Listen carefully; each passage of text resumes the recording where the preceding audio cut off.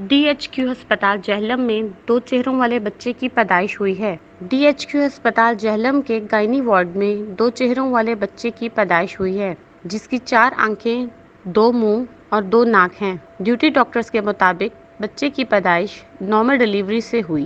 بچے کو انتہائی نگہداشت وارڈ میں رکھا گیا، تاہم ہسپتال ذرائع کا کہنا ہے کہ بچے کو راولپنڈی ریفر کر دیا گیا ہے، جہاں ڈاکٹرز بچے کے آپریشن کرنے یا نہ کرنے کا بتا سکتے ہیں۔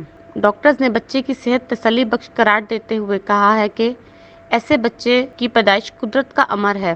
ذرائع کے مطابق بچے کے والدین کا تعلق نواحی علاقہ ناڑا سے ہے، تاہم بچے کی پیدائش پر والدین تفتیش میں مبتلا ہیں اور میڈیا سے بات کرنے سے معذرت کر لی ہے۔